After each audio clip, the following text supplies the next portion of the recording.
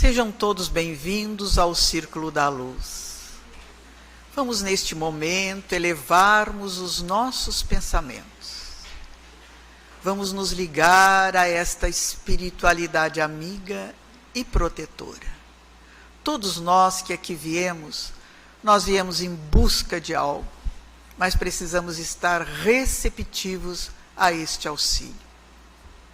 E a prece é esse momento todo especial aonde nos ligamos ao nosso Pai Maior. Por isso, irmãos, vamos orar. Pai nosso que estais em toda parte, santificado seja o teu nome. Venha a nós o teu reino, seja feita a tua vontade, assim na terra como no espaço. O pão nosso de cada dia, dá-nos hoje. Perdoa as nossas dívidas, assim como nós perdoarmos aos nossos devedores. E não nos deixes, Pai, cair nas tentações. Livra-nos de todos os males, pois teu é o reino, é o poder, é a glória para sempre. Que assim seja.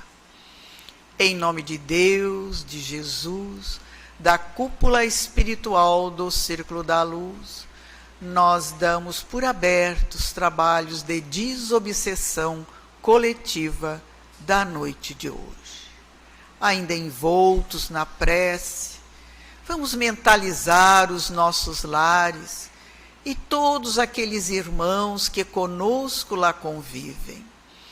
O nosso pai, a nossa mãe, o marido, a esposa, os filhos, os irmãos, também aquela pessoa que nos auxilia nos trabalhos domésticos, a fim de que a espiritualidade maior possa ir até os nossos lares e de lá retirar aquelas entidades que já não têm mais um corpo físico, mas que não conseguem compreender a sua nova situação, e nos deixam aquela carga de fluidos pesados e enfermiços.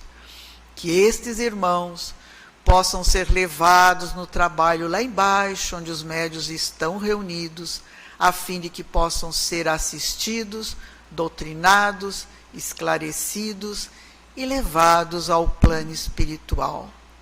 Por isso, irmãos, auxiliemos a espiritualidade a higienizar os nossos lares, mentalizando cada irmão que conosco lá convive, cada peça do nosso lar.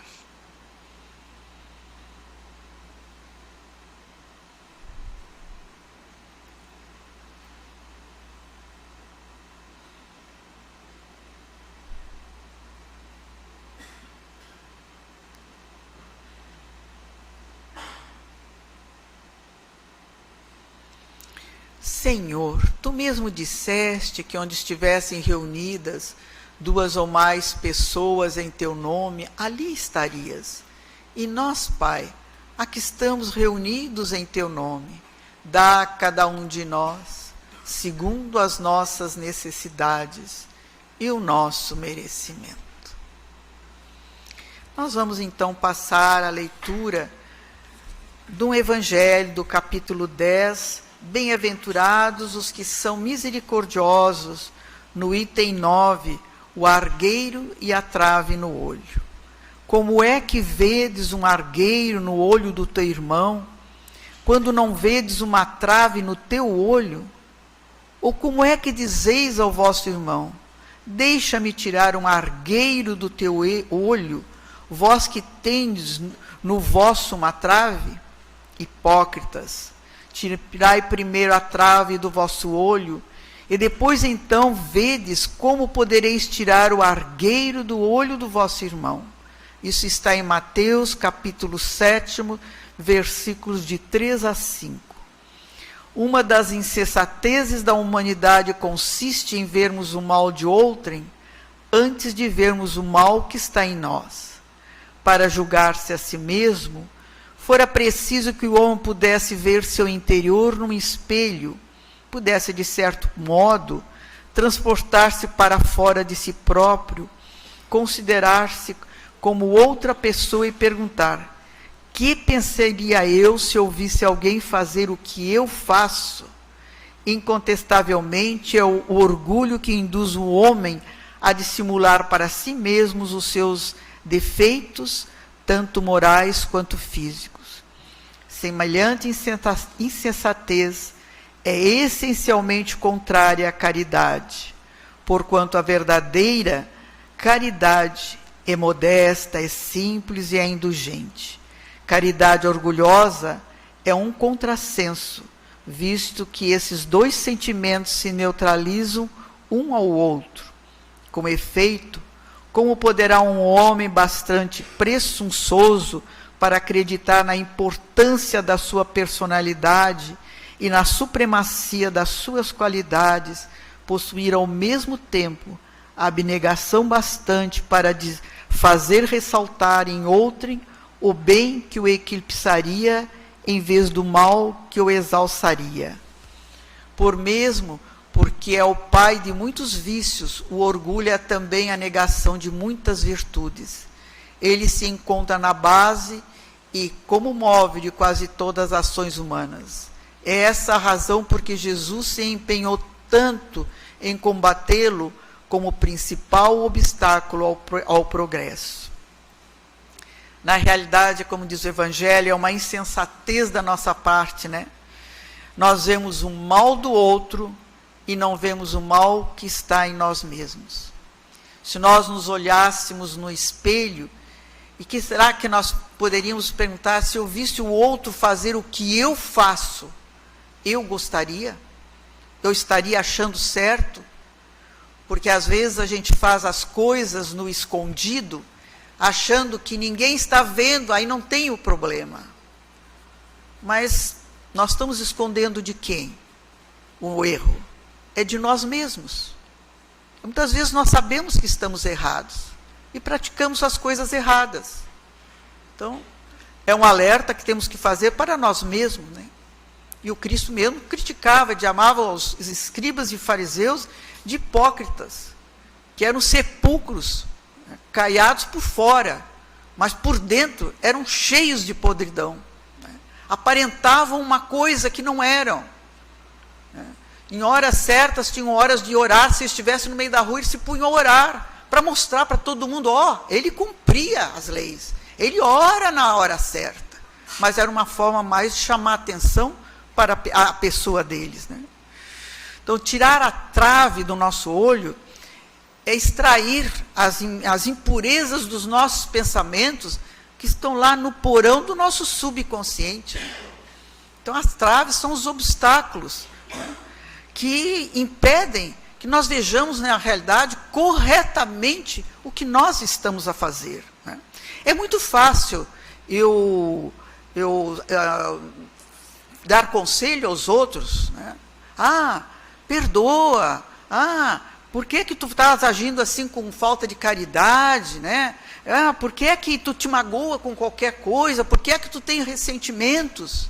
É muito fácil fazer. Mas será que eu também estou fazendo dessa forma? Eu não me magoo com os outros, eu perdoo, né? Eu não tenho ressentimentos. Como é que eu estou fazendo? Quando as pessoas chegavam para o Chico querendo conselhos, o que o Chico dizia? Vamos orar e vamos pedir a inspiração divina para que nós possamos seguir o melhor caminho, né? Porque o Chico também se sentia cheio de inferioridades. Ora, o Chico, né? Imagina nós, né? As nossas inferioridades.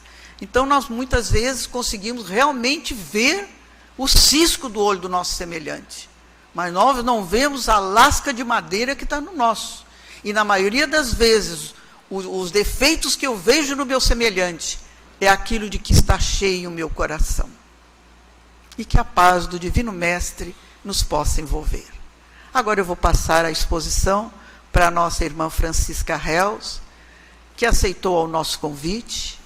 Vamos vibrar para que ela encontre facilidade no tema que preparou para todos nós na noite de hoje.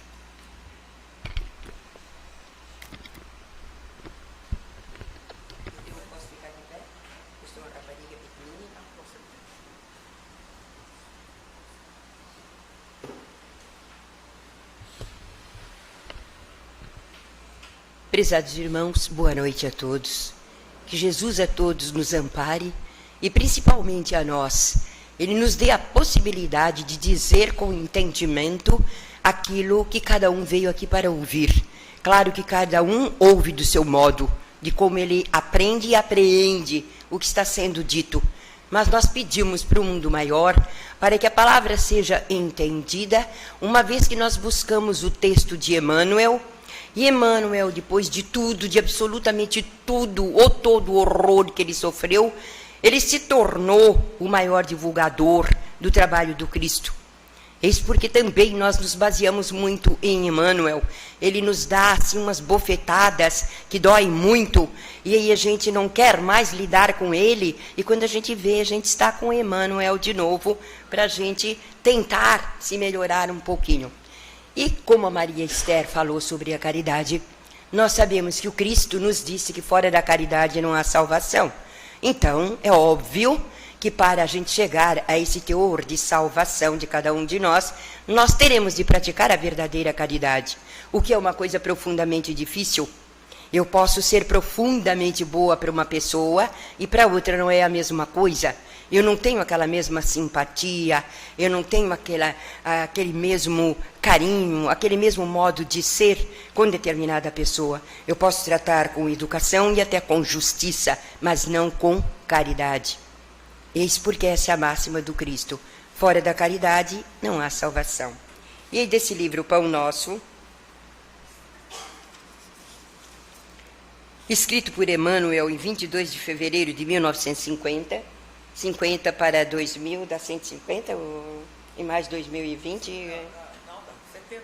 70? Então, 70 anos já faz que o Emmanuel ditou isso para nós.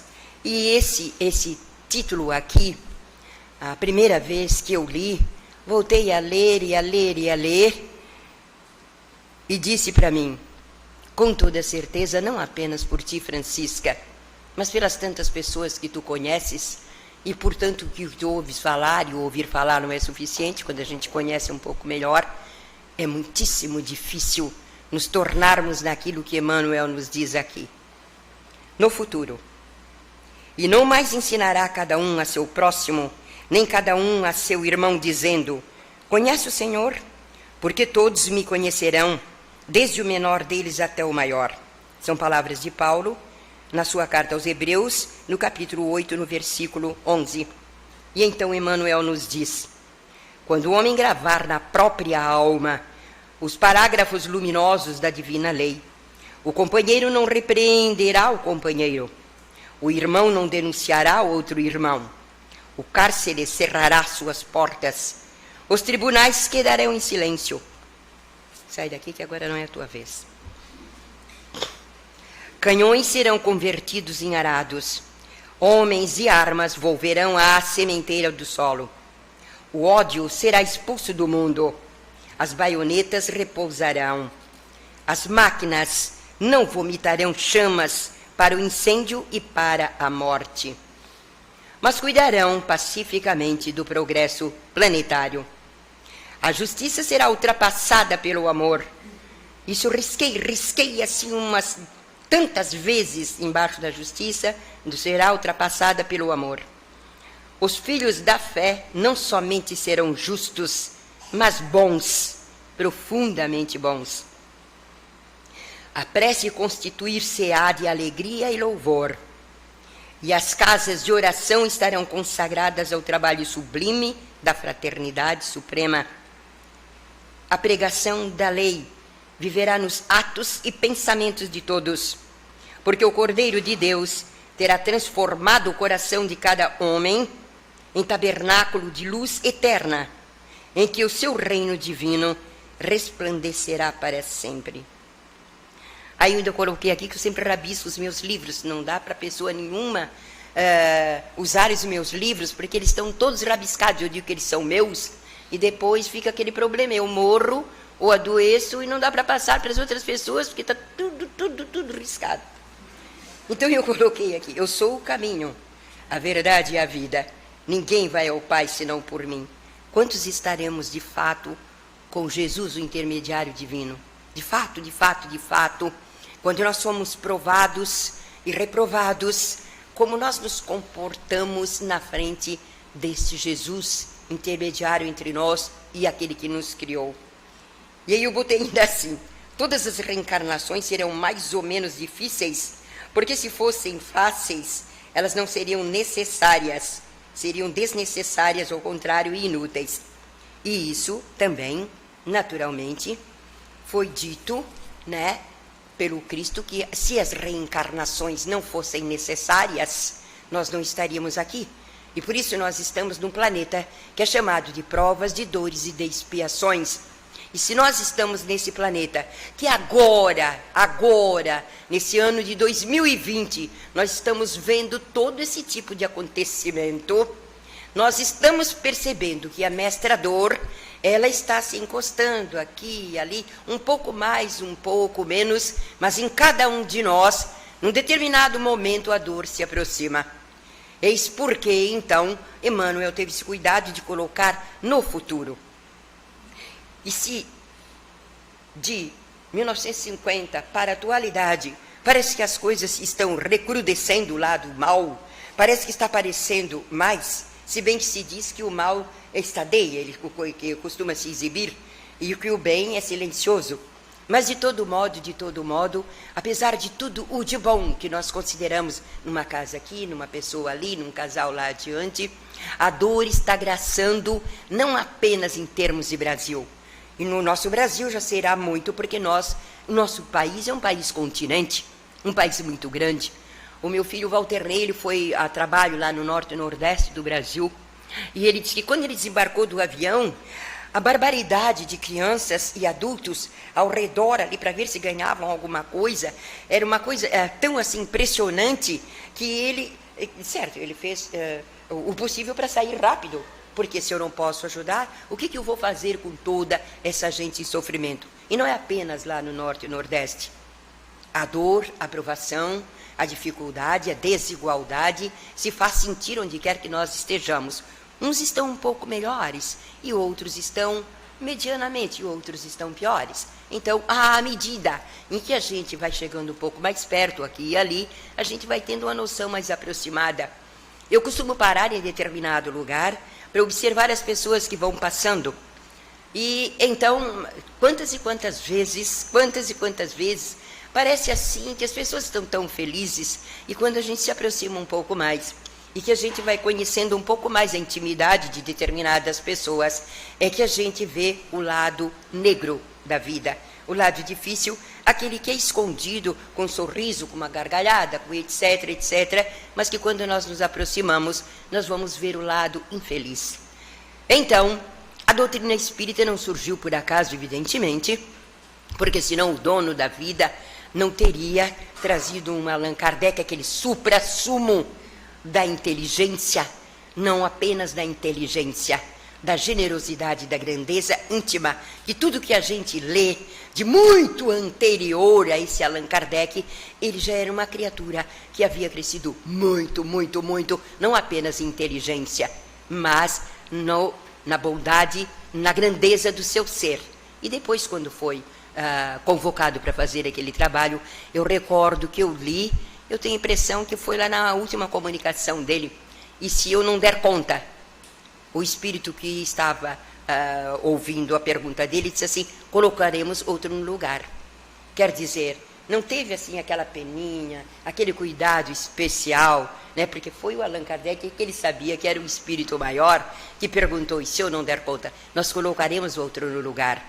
O que quer dizer que Allan Kardec foi um daqueles espíritos grandiosos que esteve entre nós, ou que estiveram entre nós, ou ele esteve, mas há muitos espíritos grandes, espíritos maiores, que poderiam ser escolhidos se porventura não desse certo a tarefa dele. Mas uma tarefa que, à medida em que a gente vai lendo sobre Allan Kardec, a gente vai compreendendo como é difícil de a gente realmente chegar a esse futuro. Pelo menos da minha parte, eu presumo que eu devo ter assim umas 500, 700 reencarnações para eu viver esse futuro aqui, né? A gente pode ser decente, a gente pode ter uma honra acima de qualquer suspeita, mas se a máxima do Cristo é fora da caridade não há salvação, a coisa mais difícil que existe é praticar a verdadeira caridade. É como nós acabamos de dizer, quando a gente tem simpatia, tem muito carinho, a gente age rapidamente em favor daquele ali. Mas a Francisca não está dizendo só por ela. Ela está dizendo pela observação de pessoas em relação a pessoas. Quando aquela pessoa, ela não é assim muito do interesse, a pessoa aquela que está conclamada por um motivo ou por outro para auxiliar, ela vai cumprir um trabalho, mas aquilo não é feito com amor. É diferente. Eu cumpro um dever, mas eu não trato com amor. Eis porque esse futuro, no meu entendimento, no meu pobre entendimento, ainda está, não estou minimizando quem quer que esteja aqui na plateia, absolutamente não. E nem quem está me ouvindo do mundo espiritual. Mas eu acho que esse futuro ainda está muito distante. Para que ele seja homogêneo, para que todos nós, porque ele coloca todos, ele coloca os que estão aqui no plano terreno, que estarão então se convertidos, se modificado, que estarão se tornando criaturas melhores. Aí eu trouxe esse panfletinho aqui, essa coisinha aqui, desse Ponte de Miranda, que ele nasceu lá, onde é que foi, Francisca, Maceió? E o nome do lugar que ele nasceu, escutem bem, Engenho do Mutange, nem é Mutange, é Mutange, no bairro de Bebedouro, em Maceió, Alagoas, no dia 23 de abril de 1892. Então, esse tal de Ponte de Miranda, o Walter nem achou lá de um colega dele, e ele trouxe um pedacinho para mim, depois ele trouxe um pouco mais. E o homem, ele tinha uma inteligência tão dilatada, tão dilatada, deixa eu ver só um pedacinho. Botaram apenas 19 de idade, ele fez o Conselho de Direito de Recife, onde se bacharelou em 1911, com apenas 19 anos de idade. Mestre, ou nas letras, aos 20 anos, como o ensaio filosófico A Moral do Futuro. Mas, já aos 12 anos, escrevia poesias para o Jornal de Maceió da época. Em 1920, tirou o primeiro prêmio de erudição com o livro A Sabedoria dos Instintos. A Sabedoria dos Instintos. Eu pensei, para uma pessoa fazer um livro, A Sabedoria dos Instintos, é necessário que essa pessoa tenha uma inteligência muitíssimo dilatada e que ela tenha uma sensibilidade, idem também, muito dilatada, para ela aprender o que se passa no instinto de cada ser. Porque esse instinto, no meu entendimento, é uma coisa tão particular de cada um de nós, que para fazer um livro tem uma abrangência naturalmente muito grande. E esse Ponte de Miranda, e vocês me perdoem, que eu tenho assim que me exibir um pouquinho, porque o nome do homem era Francisco.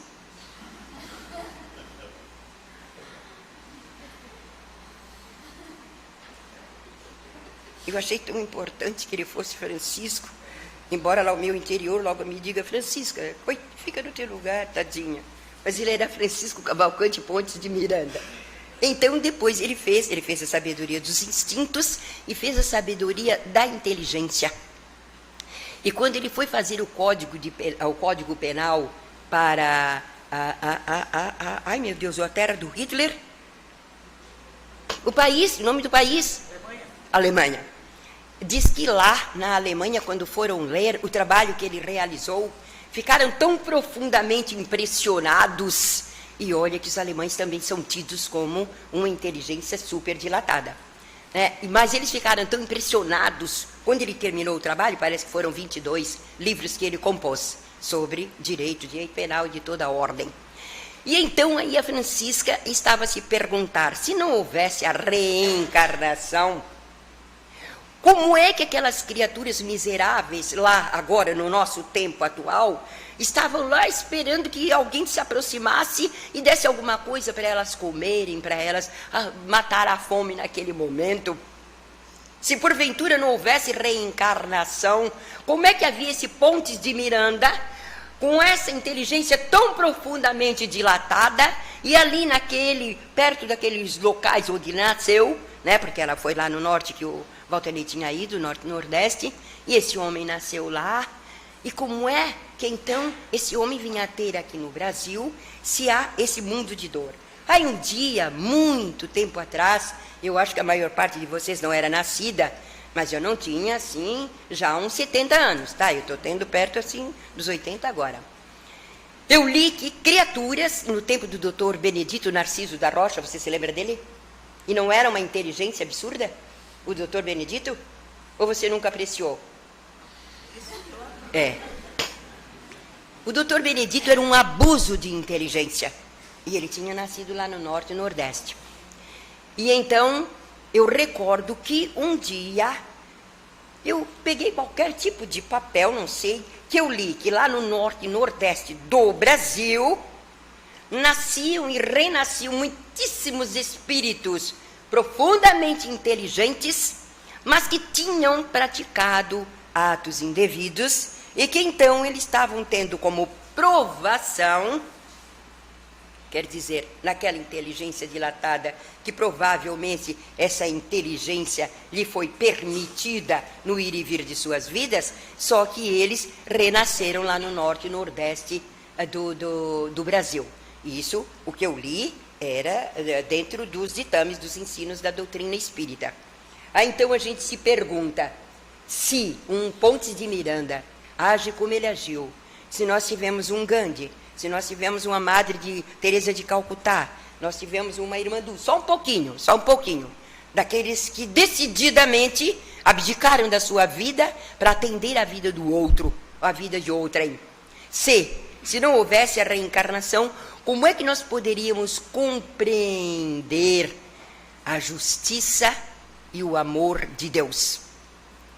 Como ele poderia ser o verdadeiro amor e ele ser a verdadeira justiça se não houvesse a reencarnação?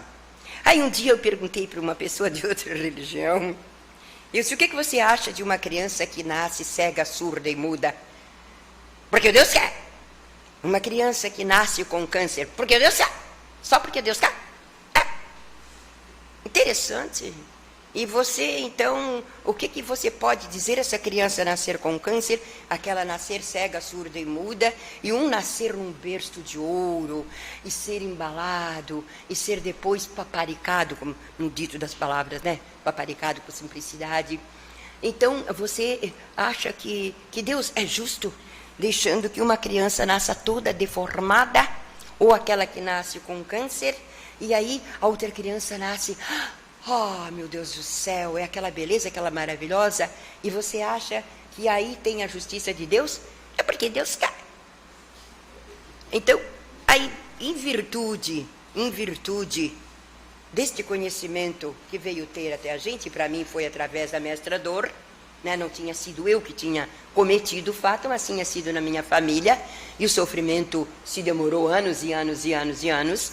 E foi lá a secretária do Dr. Juarez Borges de Medeiros, que estava atendendo a minha filha lá no hospital. Ela disse assim, Chiquinha, tu leva a tua filha num centro espírita, porque ela vai precisar de mais.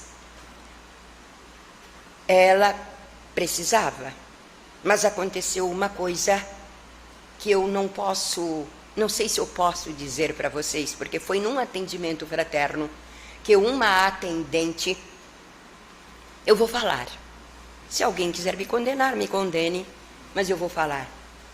A pessoa que a estava atendendo no atendimento fraterno disse que ela tinha sido homem em muitas reencarnações lá no deserto lá do fim do mundo. E então ela precisava reencarnar mais 4 vezes, porque ela tinha matado 5 homens, que naquele tempo eles enterravam na areia e deixavam a cabeça de fora. E por cúmulo dos cúmulos, fazia mais ou menos uns 2 anos que eu tinha lido a respeito disto, que lá no Oriente, eles, quando matavam determinadas pessoas, eles enterravam na areia e deixavam a pessoa morrer à míngua, porque a cabeça ficava de fora. E ela, então... porque tinha praticado desses crimes, ela teria de voltar aqui no plano terreno mais 4 vezes porque ela já estava pagando nessa encarnação por aquilo que estava acontecendo com ela agora, e depois ela ia ter de viver mais 4 anos na mesma situação. Aí o choque foi absurdo para mim, porque a pessoa estava no atendimento fraterno. E ela saiu de lá, ela odeia tanto, tanto, tanto a doutrina espírita, que não dá para falar em absolutamente nada. Nada. Aí eu disse, se acontecesse como aconteceu comigo, a mulher chegou, sentou, muito bem arrumada, muito elegante, e disse, olha, eu participei do assassinato de 2 meninas gêmeas. Que aí a gente fica assim, lá dentro da gente, dizendo, meu Deus, que palavras que eu digo para ela? Como é que eu vou proceder com ela? Meu Deus do céu! Quer dizer, ela disse com toda clareza que ela ajudou a participar do assassinato de 2 crianças gêmeas, 2 meninas. Então, pedi, fui conversando, e ela parece que saiu dali pensando de um modo diferente, não sei, porque um crime de tal categoria, naturalmente, demanda tempo.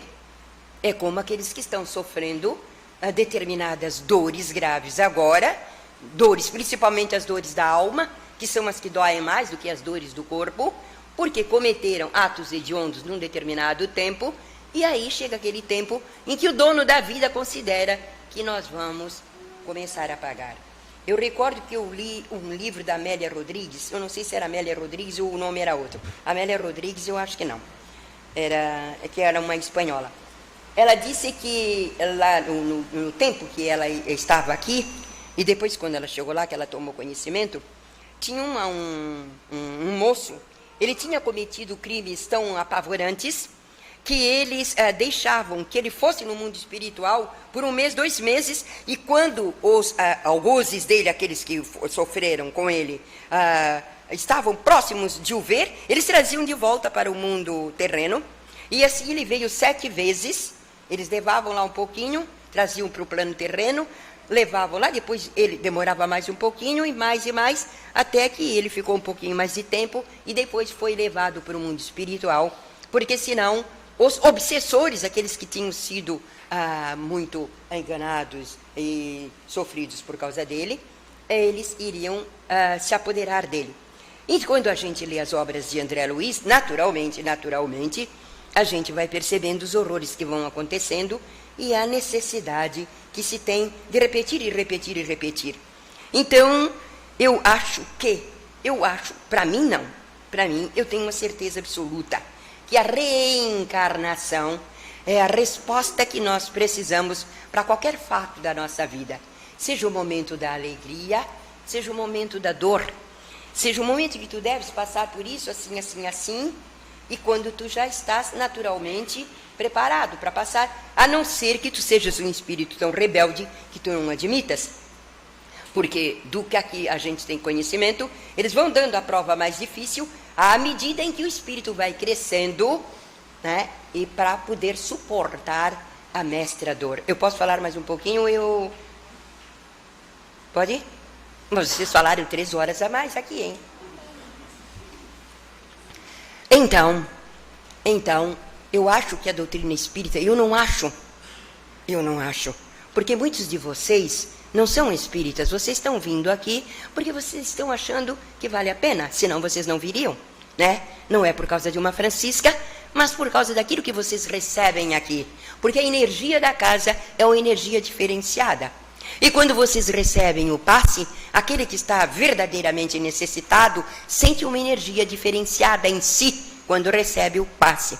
Então, o fato de vir na casa espírita faz com que a pessoa raciocine de um modo diferenciado, porque ela é convidada a rever os seus próprios atos, a sua própria vida. Ela não vai para considerar a vida do outro, ela vai para considerar a sua própria vida. O que estou fazendo aqui? Será que eu estou aprendendo alguma coisa? Eu estou me tornando um ser humano melhor? Eu estou assim me trabalhando, pelo menos, no fato de ir continuamente na casa espírita? Porque um palestrante é ruim, mas de repente vem um que diz coisa com coisa, que chama atenção, que prende e que faz com que a pessoa, plateia, passe a raciocinar de um modo diferenciado, acreditando que aquilo tem razão de ser. Então, a doutrina espírita, com essa palavra-chave, reencarnação, para mim me mostra a justiça e a misericórdia divina. A justiça porque eu tenho que pagar pelos atos hediondos que eu cometi, os atos indevidos. A misericórdia porque Ele está me dando a chance de voltar e de ir me refazendo. A cada reencarnação, eu vou sempre me melhorando um pouquinho. Ainda que eu chegue na casa espírita, eu custe muito a me modificar, quando eu voltar para o mundo espiritual, eu sei que eu já tive esse conhecimento e cresce a minha responsabilidade também lá do outro lado. Mas devagarinho, devagarinho, a gente vai se modificando até um determinado tempo em que nós já vamos agindo mais rapidamente, mais de conformidade. Então, do seu Allan Kardec, esse livro, Tempo de Despertar, eu ganhei de um amigo, e nessa primeira página nós vamos ouvir o seguinte: o homem carnal, mais ligado à vida corpórea do que à vida espiritual, tem na terra suas penas e os seus prazeres materiais. Sua felicidade está na satisfação fugitiva de todos os seus desejos. Sua alma, constantemente preocupada e afetada pelas vicissitudes da vida, permanece numa ansiedade e numa tortura perpétuas. A morte o amedronta, porque ele duvida do futuro e porque acredita deixar na terra todas as suas afeições e todas as suas esperanças. O homem moral, que se elevou acima das necessidades artificiais criadas pelas paixões, tem, desde este mundo, prazeres desconhecidos do homem material. A moderação de seus desejos dá ao seu espírito calma e serenidade. Feliz com o bem que fez, não há para ele decepções, e as contrariedades deslizam por sua alma sem lhe deixarem marcas dolorosas. E as contrariedades deslizam por sua alma sem lhe deixarem marcas dolorosas. As contrariedades existem. As contrariedades deixam naturalmente uma marca, mas elas não chegam a machucar tanto quando nós estamos pedindo para essa força maior, para nos auxiliar, para nos amparar e nos dar a força necessária para lidarmos com as nossas dificuldades. E nós não perguntamos para ele: por que isso está acontecendo comigo se eu nunca fiz mal para ninguém? Eu sou uma criatura boa, como é que está acontecendo comigo? Não. Em virtude do conhecimento que a doutrina espírita nos passa, nós sabemos que, mais dia, menos dia, nós vamos ser aptos ou estar aptos para pagar as nossas dívidas mais pesadas. E enquanto nós não estamos lá, essas dívidas mais leves, elas deslizam sobre nós, porque nós também estamos fazendo o nosso esforço no sentido de nos tornarmos criaturas melhores, e o mundo espiritual, não preciso mais de ti. Tchau. E o mundo, porque eu falo alto e falo demais, né? Eu acho que você... Eles ouvem sim, pois eu estou falando quase gritado. Como você é teimosa, pior do que eu.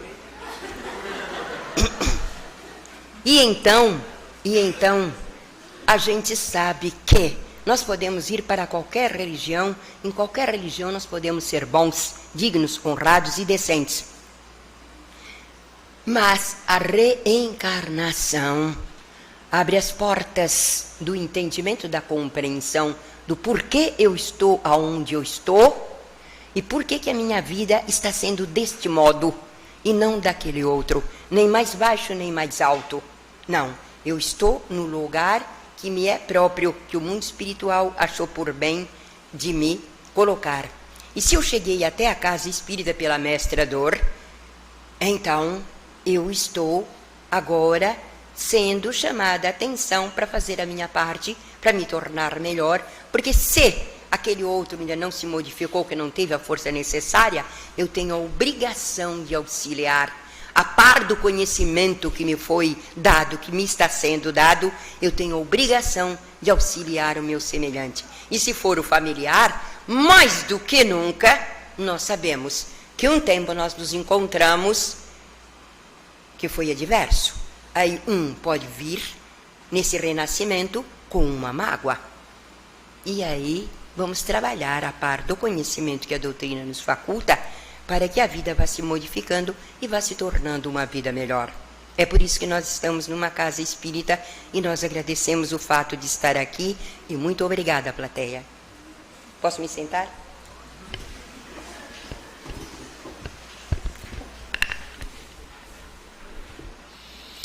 Agradecemos assim a nossa irmã pela mensagem que deixou para todos nós na noite de hoje, por ter aceito também ao nosso convite.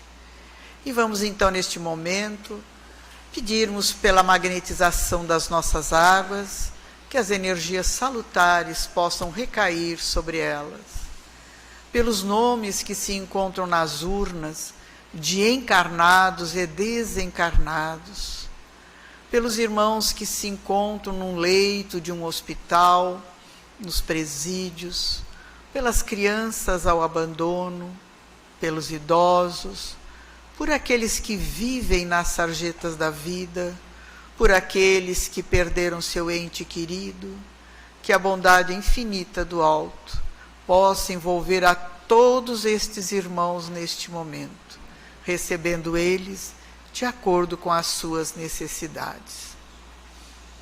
E nós, Senhor, que aqui estamos na Tua casa de amor, conhecendo o Teu Evangelho, procurando colocá-lo nas nossas vidas. Mas volta e meia tropeçamos, mas sentimos a Tua mão amiga a nos erguer, porque Tu sempre estás conosco. E vamos então, neste momento, nos prepararmos para o passe. O passe é transfusão de energias, onde a espiritualidade amiga envolve a cada um de nós, aonde vamos refazer o nosso corpo físico e o nosso corpo espiritual. Vamos sentir como uma luz a penetrar todo o nosso ser, a entrar pelo nosso centro coronário, reabastecendo todos os nossos centros de força. O momento do passe é o momento de amor do nosso Pai para conosco. E unidos que aqui estamos, num só sentimento e num só coração, a Ti elevamos, Senhor, nossa prece de gratidão. Pai nosso que estais em toda parte, santificado seja o Teu nome. Venha a nós o Teu reino, seja feita a Tua vontade, assim na terra como no espaço. O pão nosso de cada dia dá-nos hoje, perdoa as nossas dívidas, assim como nós perdoarmos aos nossos devedores. E não nos deixes, Pai, cair nas tentações, livra-nos de todos os males, pois Teu é o reino, é o poder, é a glória para sempre, que assim seja.